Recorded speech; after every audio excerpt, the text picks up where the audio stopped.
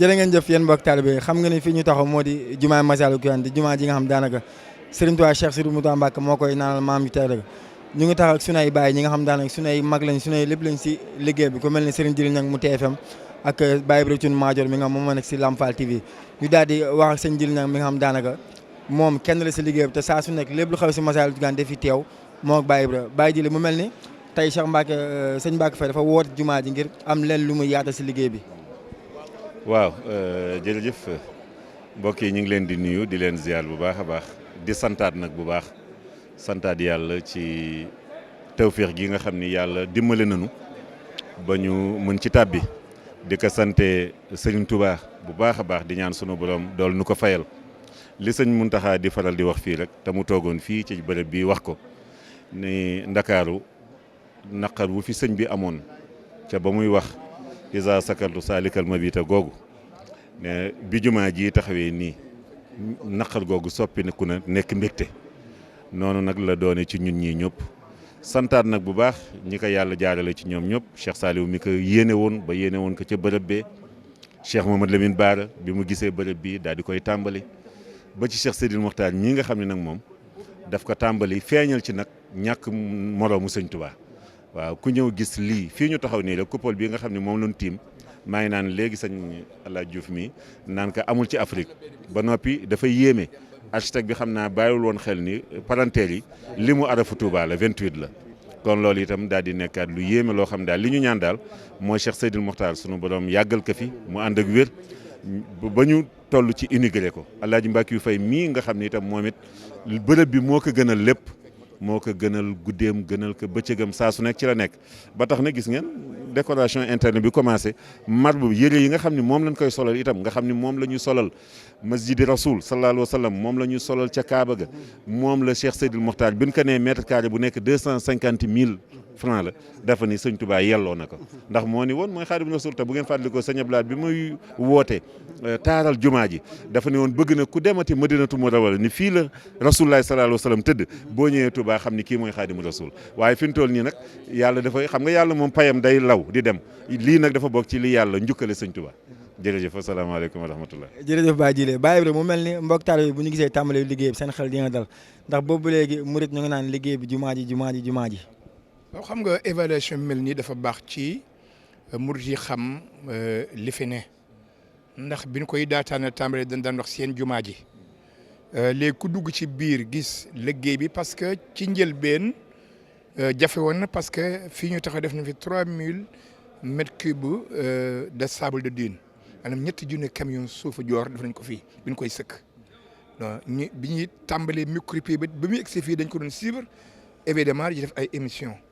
tey ñu ngi ci décoration par étape la dañuy wax gros œuvre lépp pare na décoration la ñuy xool mais boo xoolee ciment yi ak ni ñuy liggéeyee suñu bokk sax bâtiment yi nga xam ne dañ koy liggéey nii ordinairement lépp ciment bu kese la daanaka coulé boo xoolee ab boo ko seetloo rek te waaw amul brique ñin fi américains yi bi ñu fi mujjee ñëw ñu doon def évaluation bâtiment bi di indi seen appareil yi nga xam ne ñooy seet fissures yi ak fii ak 500 ans li ci war a yàqu appareil yi léegi américains yi génne nañ ko yeneen implantation indi nañ ko fii fekk dama cee yem juste keroog ñu ne amul benn lii lu ci ne lépp c'est clair waaw bokk na ci nag jumaa yi nga xam ne sëñ Touba di ko digle woon jumaay Ndakaaru jumaay Touba dégg nga ko toujours moo ñu tudd ko Cheikh Sidi Mokhtar it ku ñëw boo nekk jumaa laaju ba nu mu def te it alhamdulilah nee na dana ko ànd ak nun bis bi ñu koy ubbi nee na dana ko àndal ubbi ko loolu di lu jar a sant yàlla kon nag teewa nañ ko c'est historique Mbàkke yi fay ñëw na tey pour wan nit ñi ni gros œuvre par ne tout a démarré gis nga décoration yi décoration nag doo gaaw parce que am na yoo xam ne par loxo la main à main dégg nga si ji la ñu wax léegi marbre boo xam ne 250 000 francs le mètre carré imaginez en calcul ñaata mètre carré ñooy ne ci jumaa ji te bëgg na calculer en CFA boo demee sa kër nga xool ko nga xam ni murit lu mu songo mën na koo daal te it daan ko fekk daan ko tal incha allahu taala. ñoo ngi nuyu ñëpp di ziar ñëpp di leen dalal jàmm ci woote bi ñu woote xam naa du sax conférence de presse waaye comme yàlla dafa def ñuy waajal guddi gu tedd gi ñu jëm muy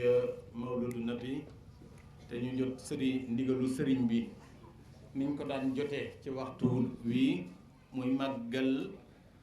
guddig yonent bi sallallahu alayhi wa sallam fii ci pàkku sëriñ Touba bi di Masalikul Jinaan ñu fas yéene ko def niñ ko daan defee tey ñaan yàlla yegg ñu ci jàmm te mu mel na mu daan mel wala mu raw ko moo taxoon mbokk yi ñu ko bokkal muy suñu mbokk taalibe yi di suñu magi taalibe yi nga xam ne ñoo nekk ci Ndakaaru ak li ko wër ak soxna yu baax yi ñu woo leen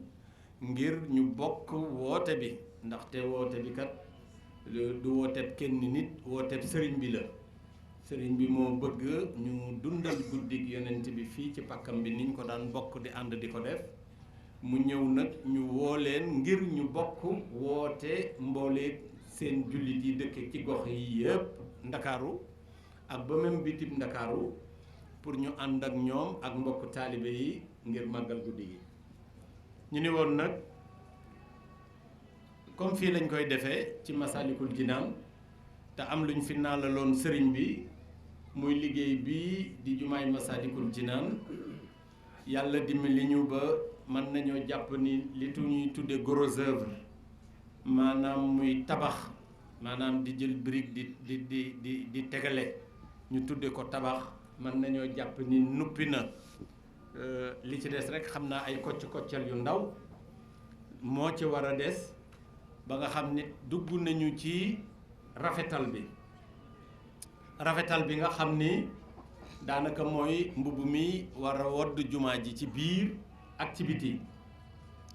ngeen dégg bi ñu jógee ci màggal gi bërki démb rek ci li ci Cheikh Mountakha wax te bi mu koy wax mi ngi ko wax ci turu sëriñ bi xamal ni ñun sëriñ bi naal yi nga xam ni naal na ko foofa ci biir Touba muy jumaay Touba ak université bi ak liggéeyum Ndakaaru bi di fii ñu toog ci Masalikul Jinaan mu nekk liggéey boo xam ne bii dafa laaj koppar yu bare na mu ko waxee ci yërmandey sëriñ bi nga xam ne bëggut a sas kenn wala laaj kenn lu koy indil jafe-jafe mu waxoon ca njaalbeen ku am nangam def ko ci ñu tàmbalee téeméer ba ñëw ci ñaar téeméer ak juróom-ñetti fukk ku ne xam na ni loolu yërmande la ci dawal bëgg rek ku ne dugal ci dara waaye du caagiinu rek man naa fukki junni wala mën naa million ma yëkkati ab téeméer wala ñaari téeméer ak juróom-ñetti fukk di ko def ci liggéey bu toll nii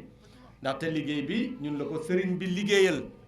ndaxte suñu ndam la ñun taalibey sëriñ Touba jëlale naa taalibey sëriñ Touba yi waaye ndamu jullit yépp la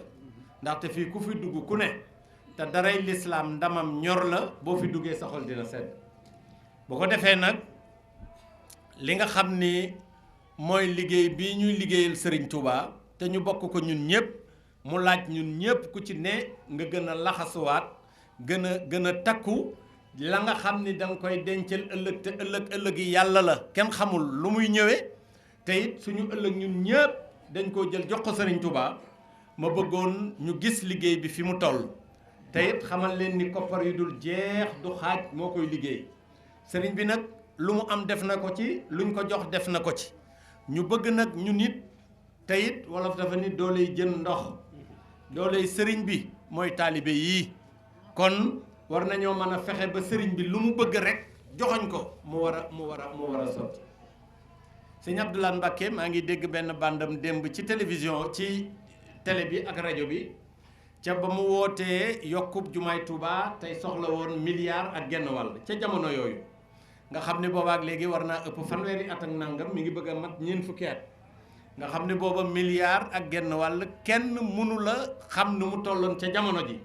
mu laaj ko lu jege ci weer ak lu topp woote ni mat na sëkk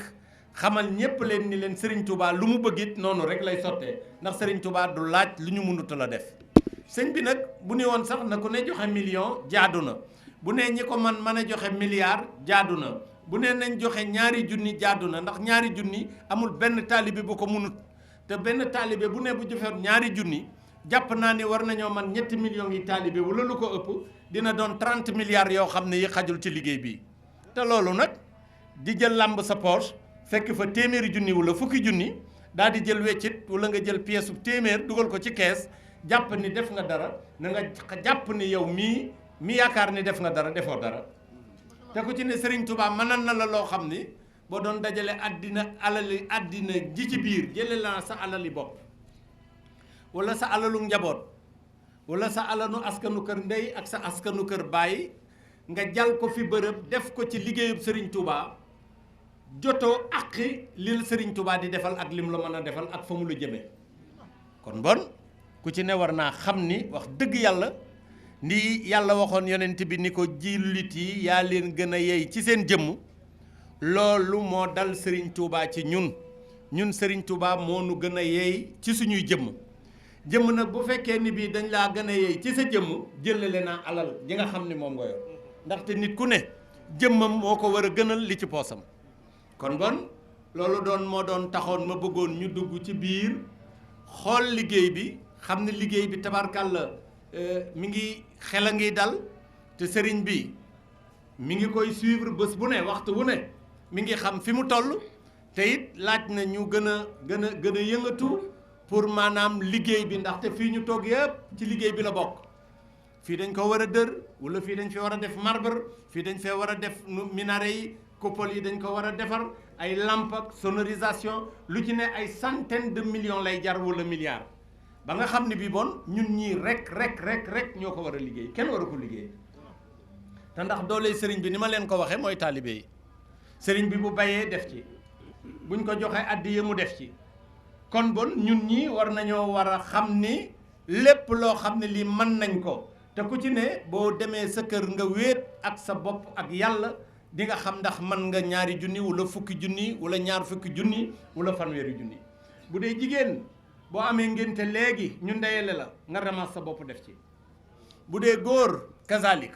boo amee sa soxla bopp ñi ngi xënte oto ñi ngi xënte kër ñi ngi defari salon seeni kër ñi ngi def téeméeri garam bu ñoo ko denc ci seeni armoire te kat am na ci yoo xam ne xamoo ndax di nga ko solom doo ko sol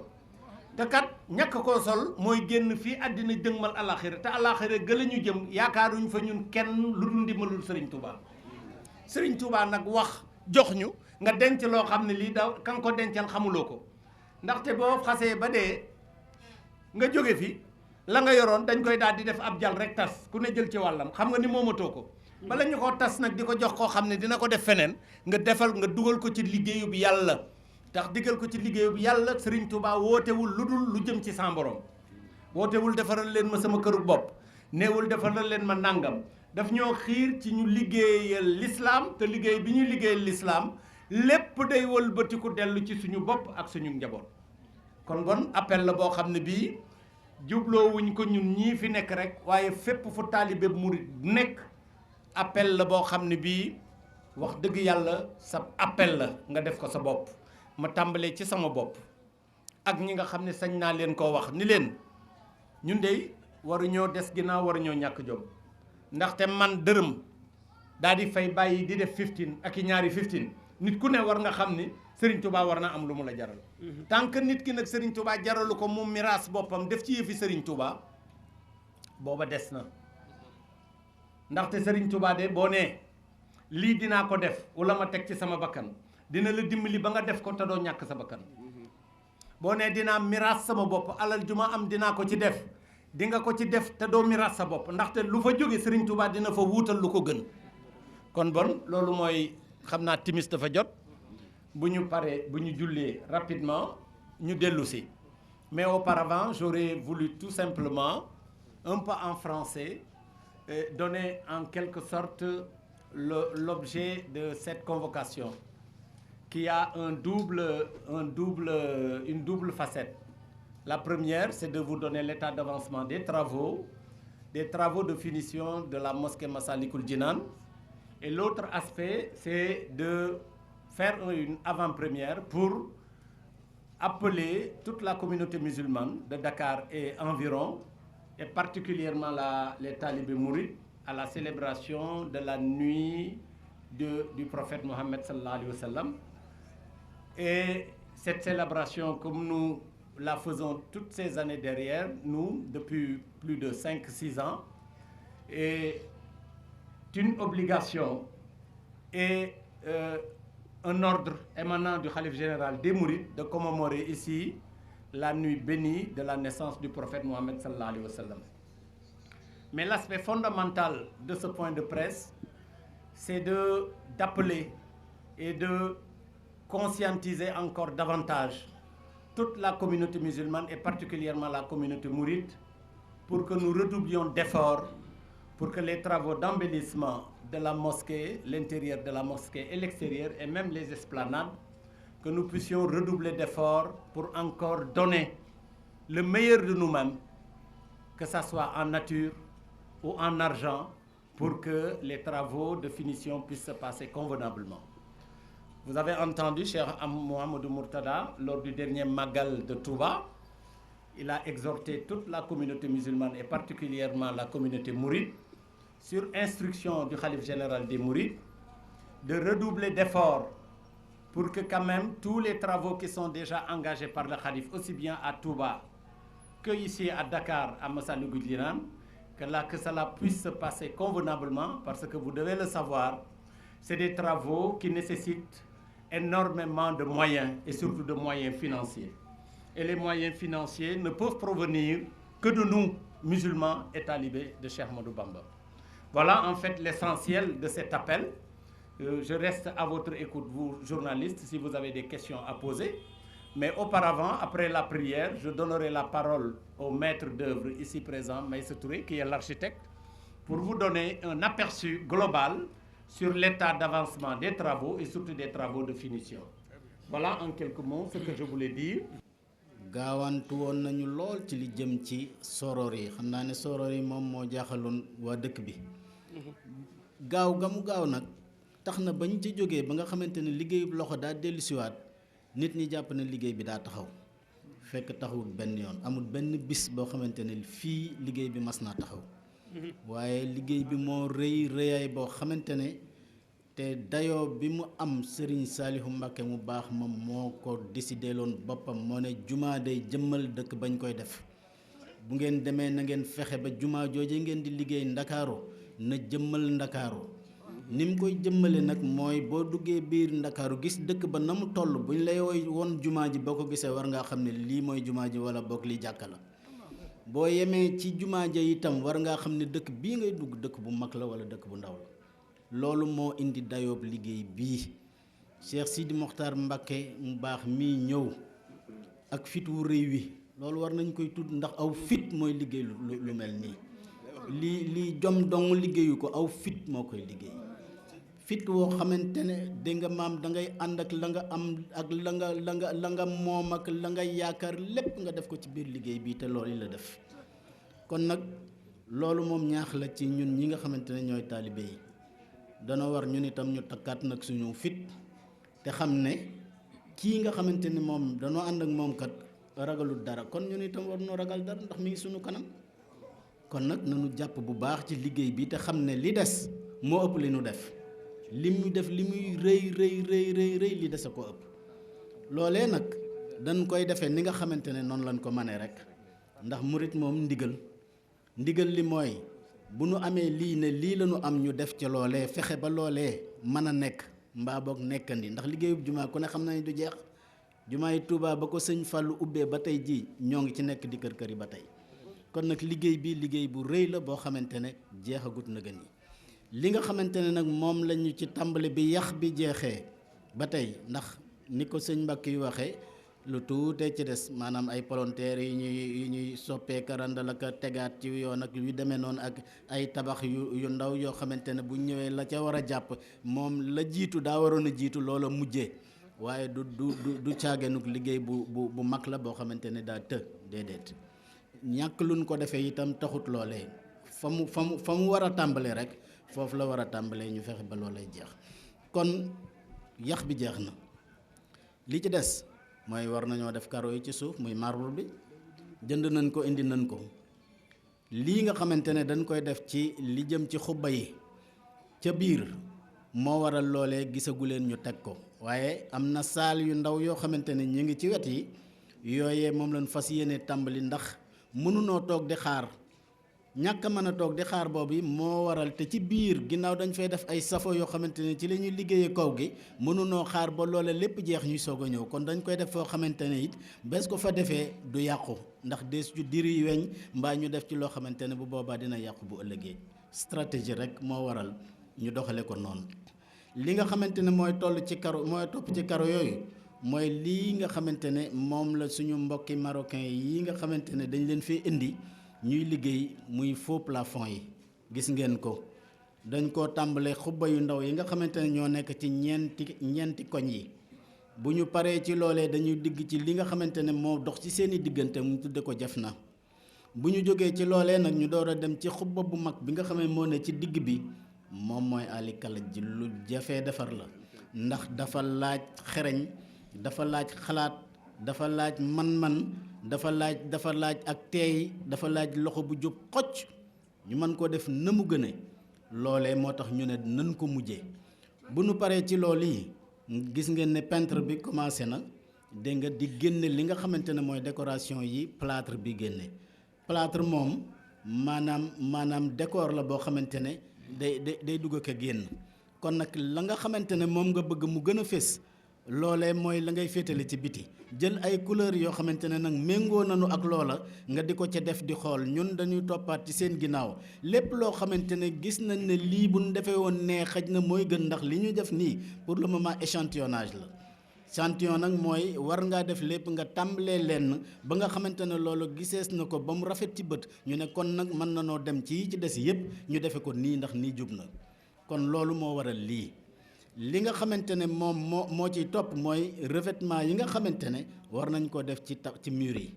revêtement nag mooy carreau bi nga xamante ne mooy ñëw tafu ci mur wala leneen lu mel ni moom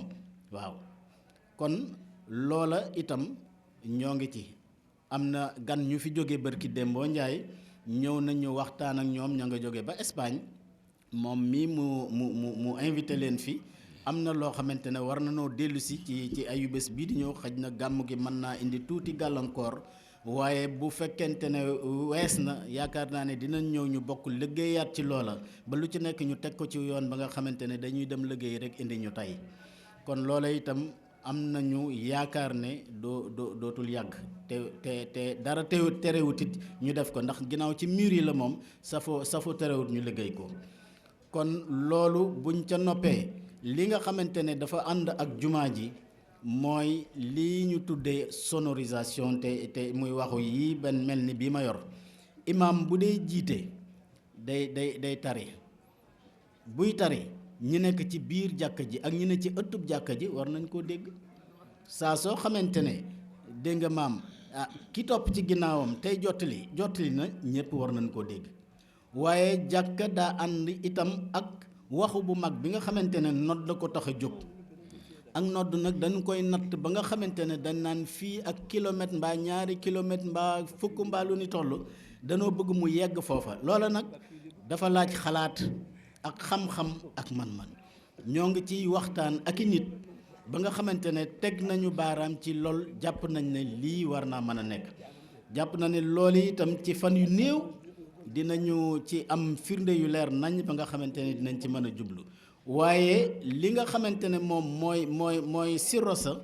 jàpp nañ ko ba fi mu nekk nii fil yi ñu war a def ci suuf yépp bala ñuy teg marbre bi loola lépp xam nañ nees koy defee ba fi mu nekk nii loola dañuy daal di jublu ci tàmbale ko dañoo bañoon rek xëccandi ko ak weñ yi nga xamante ne nekk na ci biir ñu jogg ci seen kaw dagg ci lool duñ ko yëg bu ëllëgee bu nu karalee ba pare loola nekk jafe-jafe suñu ginnaaw moo tax moom it ñu teg ko fi nga xamante ne fi lañ ko war a teg waaye fi mu ne lii ñuy def lépp leer na ba nga xam ne loolu war nañ ca mën a jublu ci lu mu gën a gaaw yéen ñi nga xamante ne itam ay journaliste ngeen di yor ay caméra nii ngeen ko sampe tey di nu xool dafa am loo xamante ne dañ koo seetlu ci suñu jumaa yi fii ci biir réew mi muy jumaa yi Ndakaaru ju jëkk jee di suñu jumaa ji ñuy jullee saa su ne it da ngay gis caméra yu rëy yooyu nga xamante ne bu ci nekk daanaka dina peese 20 kilos nit di ko gàddu ci mbaggam di jéggat sàppe yi te loolu bu daanoo dal ci kaw nit mën na koo lor ñu jàpp ne kon suñu jumaa ji ginnaaw yàlla dogal nañ ñu koy xalaat war nañoo nammaat suñu xalaatin ba mu ñaw ba nga xamante ne loola dinañ ko dindi te du yàq dara lañ koy dindee nag mooy soppee ko loo xamante ne bu ëllëgee journaliste yi nga xamante ne dañoo ñëw ànd ak seen i télé ñëpp ku ci nekk ñu jox la prise boo xam ne yow foofee ngay dem nga roof fa boo fa roofee sa jumtukaay yi nga indaale dina la jox image yi maanaam di nga gis dina la jox it son yi nga dégg li ñuy wax loolee boo paree nga jël ko yóbbu ci sa télé nga daal di def sa montage won nit ñi lépp te li ñuy def dañ koy daal di mën a wone ci julli gi buñ koy def dootuñu xaar ba julli ba pare journaliste soog a daw ak seen i télé ak seen i lépp dem ca kii yi ba noppi 2 waxtu wala 3 waxtu ci ginnaaw ñuy soog a gis nit ñi dañuy gis ñuy julli ñuy dégg ñuy julli ñu di nu seetaan en même temps loolu lañ bëgg a def ci jumaay Serigne Touba ji loolu itam bu fekkente ne suñu borom matal na ko am nañ yaakaar ne dina nekk lu bees ci réew mi nekk lu bees ci jumaa yi nga xamante ne ñi ngi ko doon tabax ci réew mi yaakaar naa ne lu mel noonu buñ ca paree mooy régie bi nga xamante ne dañuy am régie wu télévision ci biir jumaa ji mel ni suñu jumaa ji daa am studio télém boo xamante ne ma nga ca biir waaye nag du foo xamante ne fu ñuy def leneen la waaye machine yi nga xamante ne ñooy tax studio télé mën a liggéey loolu ba di ko wan nit ñi di ko gis day am ci biir jumaa ji ba nga xamante ne lépp lu ñu soxlaati nit ñi gis ko dinañ ko man bu fekkente ne ndaje bu mel nii moo fi am da koy daal di wane ñëpp yëgandoo ko bu fekkente ne da nga maam dañuy durus ca biir dañ koy daal di mën a génn ñëpp yëgandoo ko dina jàll ci haut-parleur yi dem yegg fépp ba nga xamante ni dinañ xam ne jumaa ji xewleeti na xam naa ne moom li nu bëgg bu suñu borom defee lépp mat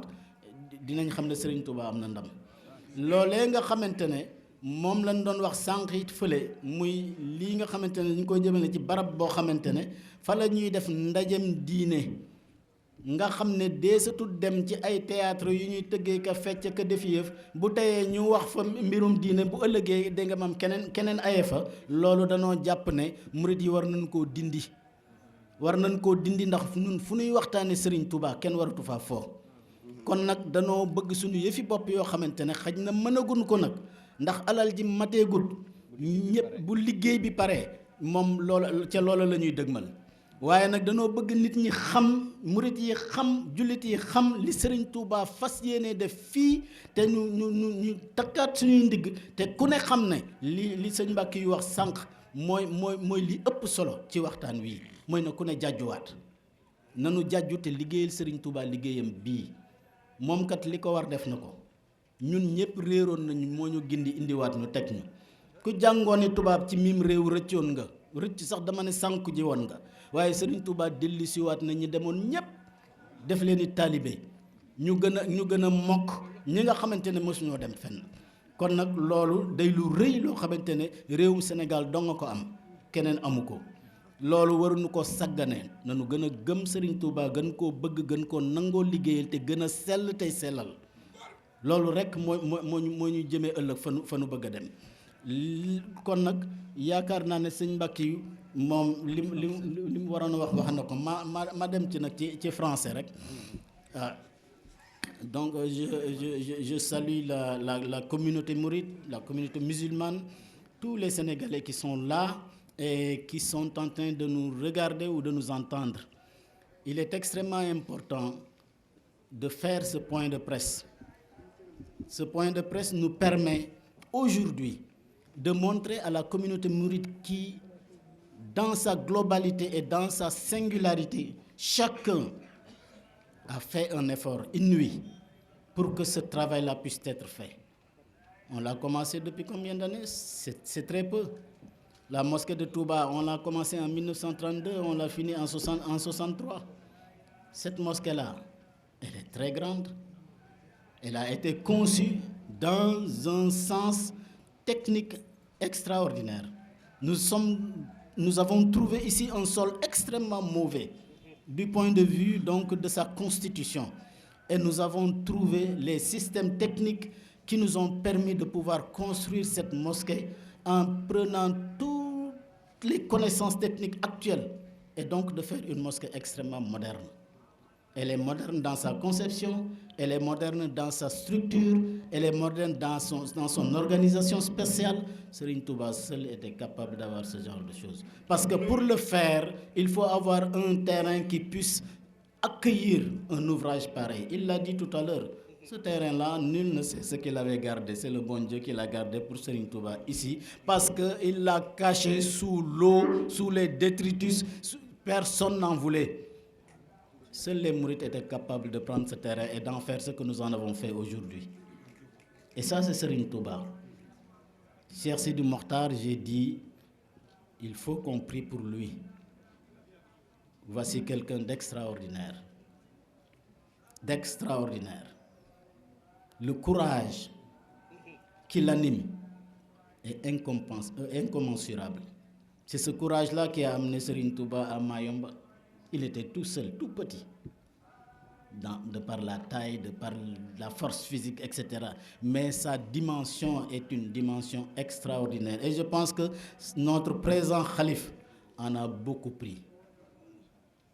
C'est un homme extrêmement courageux. Donc nous, mourides, nous ne devons pas avoir peur. De quoi pouvons-nous avoir peur? De l'argent? Mais l'argent, nous l'avons. L'argent, c'est l'être humain qui l'a créé. Jombut kenn xaalis nit a ko defar jombut kenn ku ñaq jariñu moom la Cheikh Ibra Fall wax ñaq jariñu donc maa ngi bëgg a tartari waaw ndax Serigne Touba ni mel mais je suis désolé de devoir arrêter mais aujourd'hui sachez que cette mosquée-là nous avons terminé le gros œuvre. Tout ce qui reste c'est des broutilles qui sont donc organisés de la façon qu'ils sont organisés parce que simplement ce sont des travaux de finition qui sont de petites choses. Quand nous faisions les grandes choses, les gens voyaient l'évolution au jour le jour. C'est pourquoi quand nous avons dépassé, les gens ont eu l'impression que le travail a été arrêté, le travail n'avance plus, etc. Non, ce n'est pas la réalité. C'est le type de travaux que nous faisons qui nécessitent la main, donc qui nécessite vraiment de l'assurance pour pouvoir faire un travail de finition de qualité. Parce que dans ces trous-là, nous allons mettre des menuiseries. Il faut une menuiserie, c'est coupé par une machine, c'est très précis, donc ça doit rentrer dans un espace qui a été maîtrisé.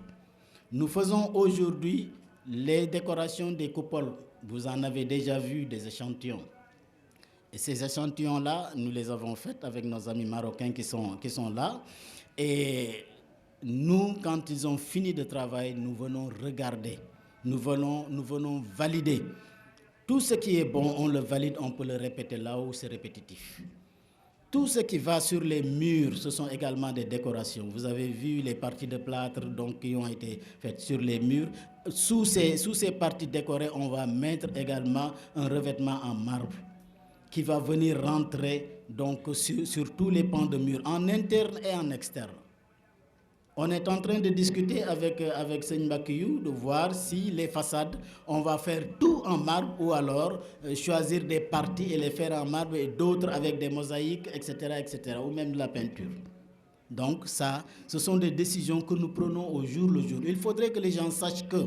cette mosquée-là n'est pas facile à faire. Parce que c'est quelque chose que nous décidons tous les jours que Dieu fait. Chaque fois qu'aujourd'hui nous prenons une décision et que demain nous voyons qu'il y a mieux, nous essayons de reculer, d'aller en arrière et de refaire ce qui est mieux. Donc de temps en temps, ça nous prend un peu de temps. C'est la raison pour laquelle il faudrait que les gens soient bien informés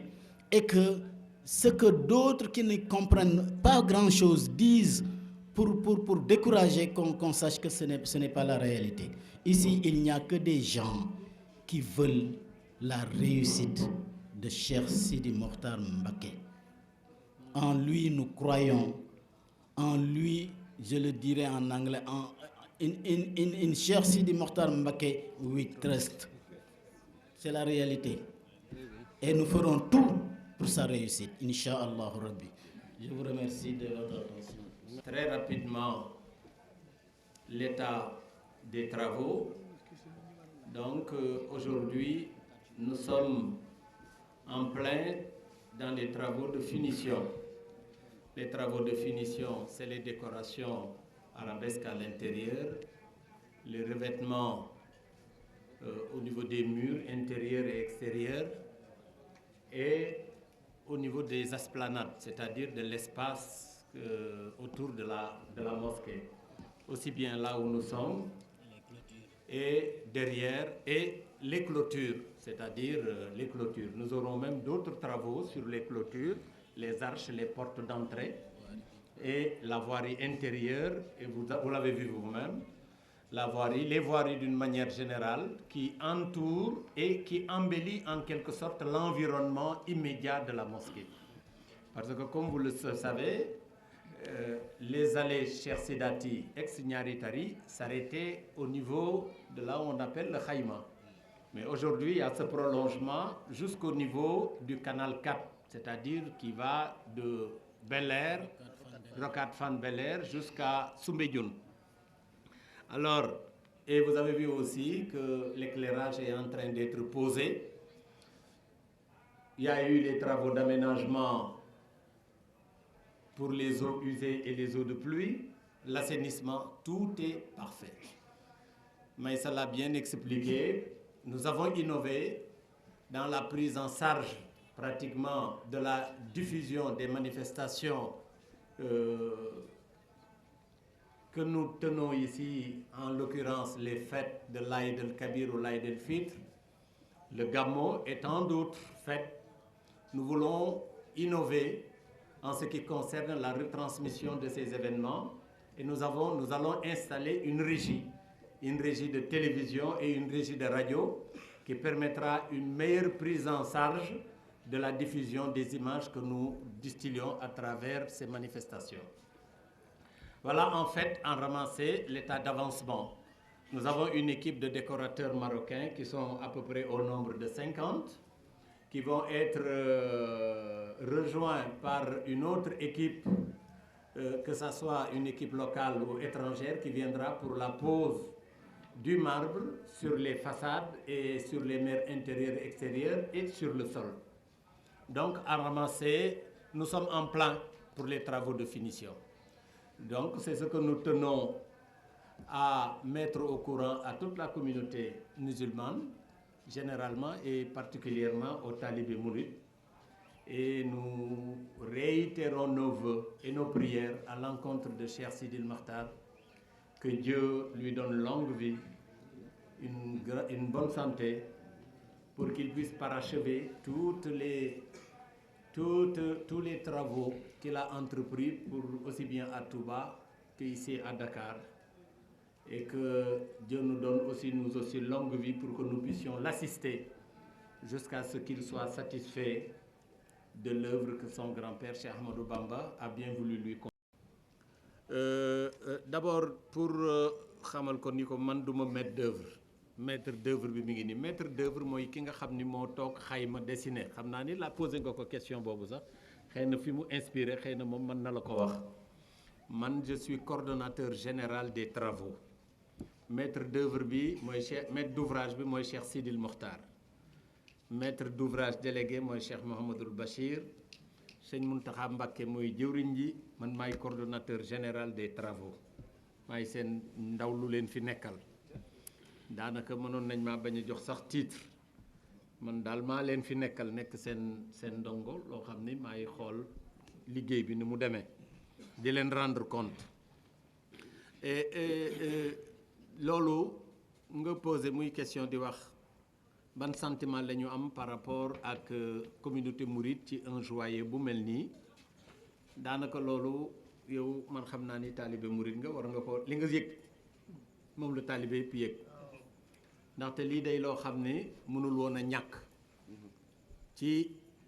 barab bi ak ci dëkk bi ak ci jamono ji yàlla nag moo xam. Sëriñ Tuubaa nag ni ma koy faral di waxee defe naa bu yàlla doon am jikko moom ñoo bokk jikko lu mu war a def lu ne xam na fañ la ko war a def. Li ma déggoon sëñ Moustapha mu Cheikh Abdoul Khadr wax ni nee na Sëriñ Tuubaa nee na dafa mel ni ab rabb boo xam ne bii dafay ràbb ab sëriñ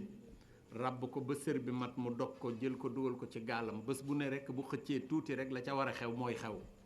Kon lii jamono ji la waroon a xew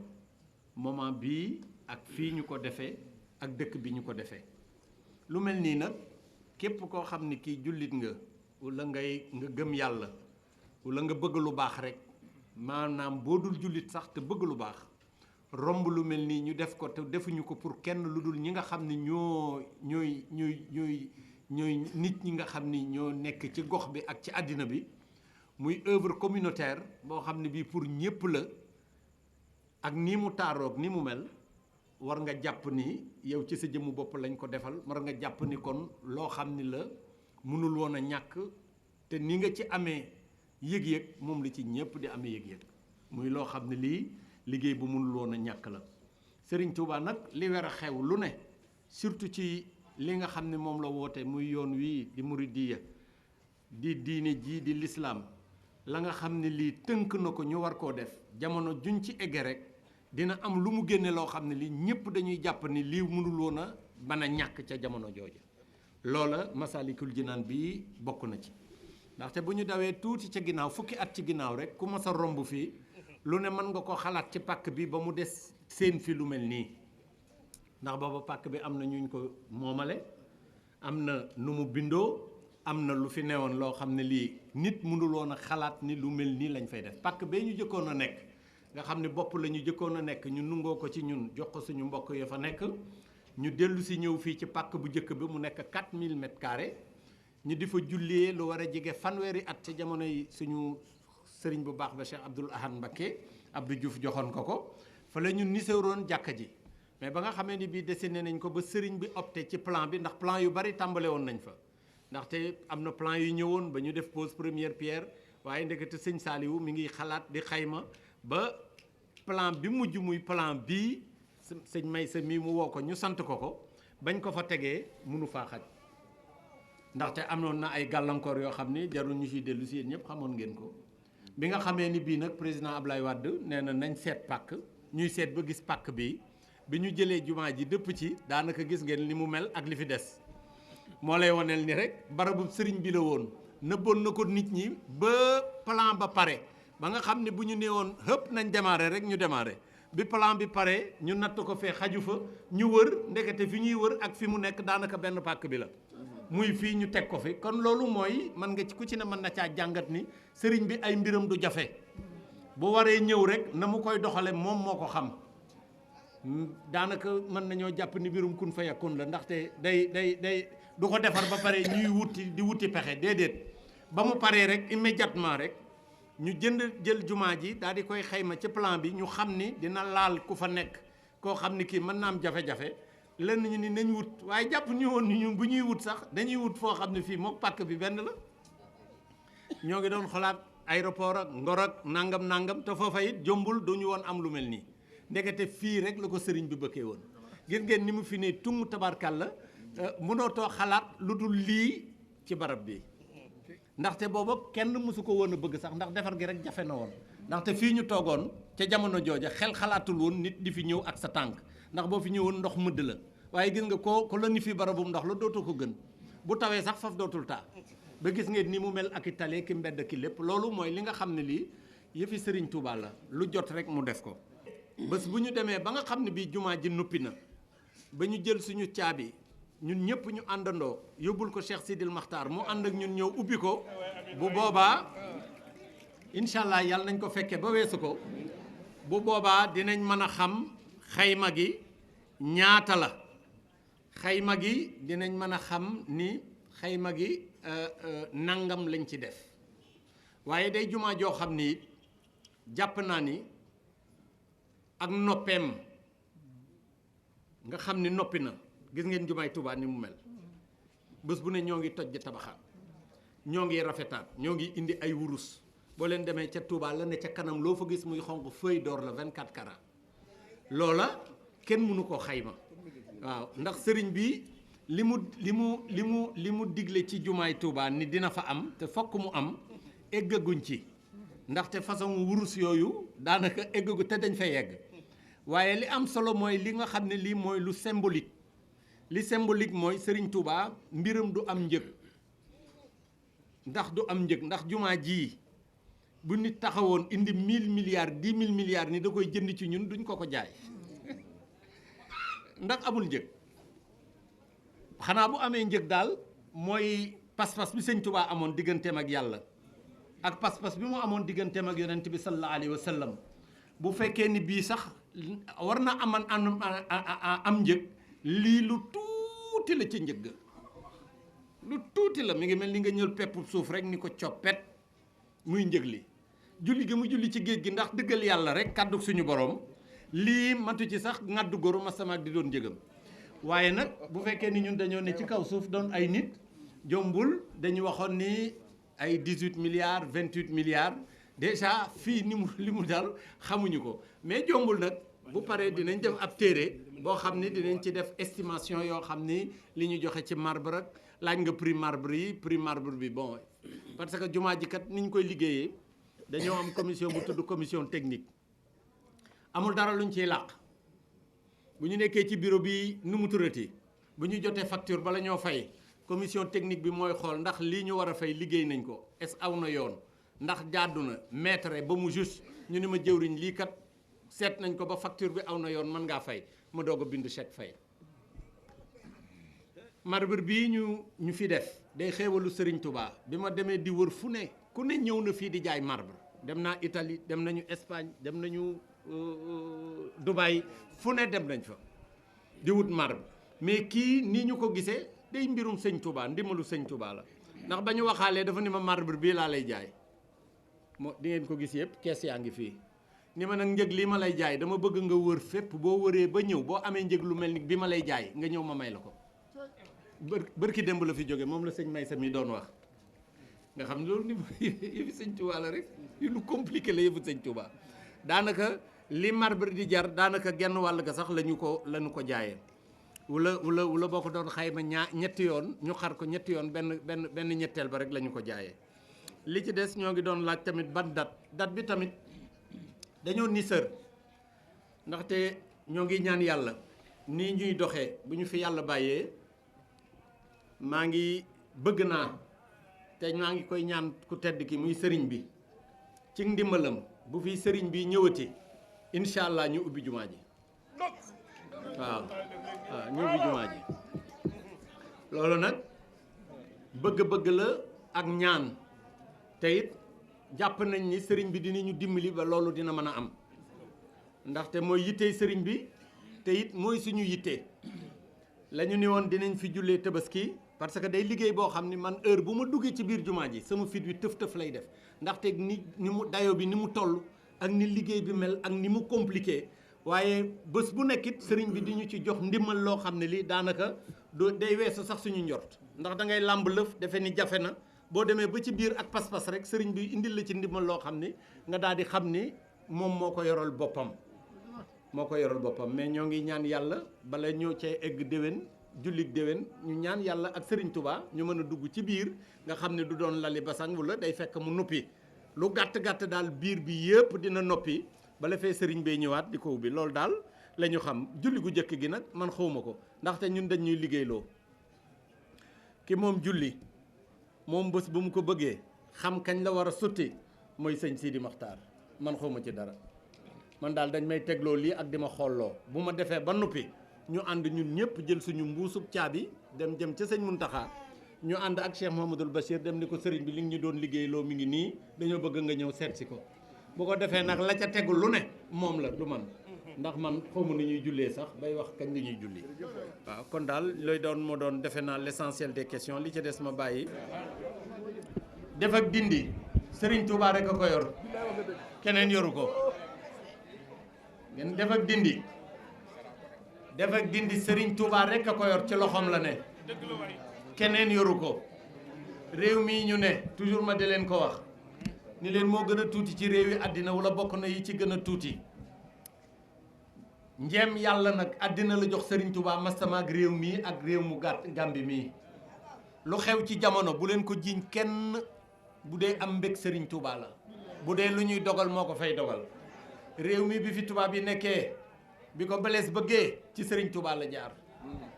ba ci kii fi mujj nekk tey ku ci ne toog nga ci kanamu Serigne Touba tàllal koy loxo ni ko ñaanal ma mu ñaanal la nga am li nga bëgg kon bon yéen waru leen a jaaxal jële leen naa Adama Barrow waaye fële ca États-Unis wala fële ca Chine des na tuuti nga gis seeni nit di nongu di kotti comme ni ngeen di def di siyaari ci Serigne Touba ngir bëgg ndimbal waaw kon loolu rek lañ ci doon wax bu ñu weesoo loolu day mel ni dañuy gàmmu kon ñoo ngi gërëm ñëpp di sant ñëpp. kon nag ñun itam bu ñuy liggéey danoo jàng li nu jàng mu am foo xamante ne fa lañ ko jëmee ci liggéey ak liggéeyin Ousmane Sembène daa bind ne chaque artiste est libre d'enrichir sa palette ndaxte dañuy dund ci kaw suuf am luy xew fii am luy xew feneen ci àddina maag sëñ Mbàkke yu mii fu ne dem nañ fa dëkk bu ne dem nañ fa fu ne dugg nañ fa jàkka ju ñu xam dem nañ fa ja ca Turquie ja ca dégg nga maam Dubaay ak ja ca feneen ak feneen ngir di xool ñi nga xamante ne jàpp nañ ne dañoo gën a kowe ci mbir ndax gën ñu cee yàgg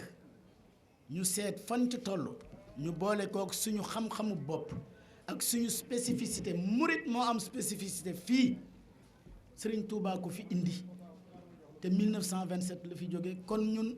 fu nu amee histoire ci mosquée bay wax nan la mosquée war a mel yàggul jumaay Tuubaa ji lañ fi liggéeyal suñu bopp lu ci des ay naara daan ñëw di ko liggéey ñuy sukkandiku ci loolu jumaa bu ñu neexoon mu mel ni pujub murit c'est un trait de culture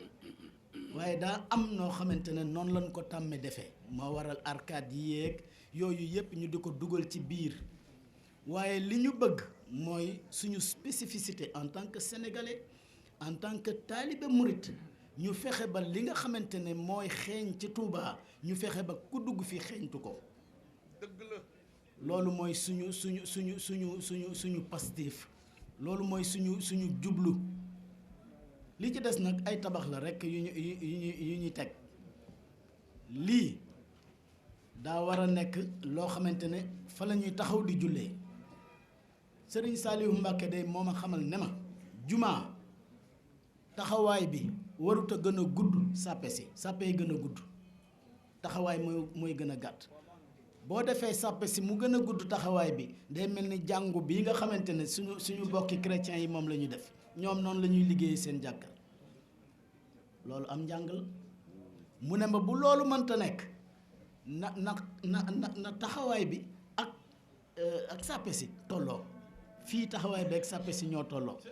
ndax danoo am xubbab digg bu yaatu boo xamante ne boo ko defee ci carré ci lay gën a rafet boo ko defee ci rectangle moo waral ñuy jël place bi ci digg bi def ko mu dib carré wàllu technique yi nga xamante ne moom la ñu liggéeyee tamit dayoo yi yaatuwaay yi demee noo xamante ne fokk ñu daggte ko lu ci nekk mel ni néegu boppam boo xamante ne dañ koy dog ba ca fondement yi nga xamante ne daa meloon ni ay boyet yoo xamante ne dañ leen a riime rek loolee dañoo dimbali lool ci liggéey bi ndax dañoo jël entreprise bi dafa indi ay chef de chantier mu mel ni entreprise yu bari ñoo fi daje lépp loo xamante ne yëkkati nañ ko ca fondement ya ba loola jeex ñu tàmbalee yëkkati ca loola fekk ñun fondement ya ma nga ca suuf kon fii bi ñu koy liggéey daa am barab yoo xamante ne ñi ngi gas di defari fondement am barab yoo xamante ne ña ngay yëkkati jëm ko loolee nag li nu ko may mooy boyet yooyu nga xamante ne dañ leen a séparé te gëngale leen boo duggee ci biir nii doo ko xam waaye ñun ñi doon liggéey xam nañ ne loola am te loola moo nu dimbali ndekon dinañ fi toog ñaari at soog a defar fondement yi yépp ba mu jeex te fondement yi ñu defar yépp ñu ngi ci biir suuf toog nañ fi at moo xamante ne ay micropieux rek lañ doon liggéey mu nekk ci biir suuf si bañ ko maasalee dara génnut bi nga xamante ne Cheikh Sidi Mokhtar daa war a ñëw fii ñëwam jëkk ga danoo topp ci entreprise bi nekkoon na nga fexe ba doonte benn poto la na génn bu ñëwee fekk ko fi ndax bu fekkul dara fii day mel ni defuñu fi dara te boobu dugal nañ fi milliard ci biir suuf si kon nag loolu liggéey mooy wane boppam boo dëgmalee ci liggéey jafe-jafe ya ngay fekk ci liggéey ba mooy jubbantil boppam liggéey bi ndax lii da ngay jaar ci xur di xuus ba yegg mënatoo dem foofee nga dëpp am feneen foo awee loola daal di la indil loo xamante ne boo paree da nga naan lii de bu amutoon musiba am kon loolu foofu la ñu jaar ni ko sëñ Mbàkke yi waxe am na ñoo xamante ne ñoo ma fi jiitu man sàkkuwuma liggéey bii danoo xëy rek Ablaye Wade woolu ma ñëw mu ne ma yaa liggéey jumaay Masalikul Jinaan jumaay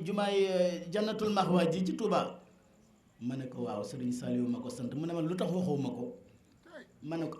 man kat li nga may liggéey loo ci laay wax ak yow waaye li ma Serigne Saliou di liggéey ci Serigne Saliou lay yem mu ne ma yow kay yaa xam li Serigne Saliou bëgg suñu jumaa jee mënunoo dem ma ne ko déet xawma li mu bëgg kat bu may liggéeyloo damay bàyyi ak saam xel saa su ma liggéeyee ba jàpp ne lii ma liggéey jub na ma dem ci moom mu gindi ma bu ma laajati ma xam ne lii jubuwu ko ma soppi ba keroog mu naa ma lii nga def day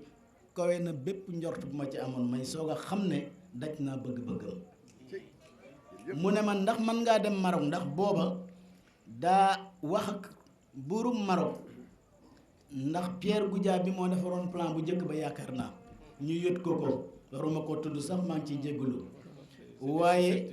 loola lépp di dem di dox ba ñu yegg ca loola ñu ne ma ndax man ngaa dem Maroc tey ma ne leen ma ci amee ndigalul Serigne Saliou de mën naa dem mu ne ma wax nga dëgg demal nga laaj ko ndigal ma dem seeti ko 1h du matin la ma recevoir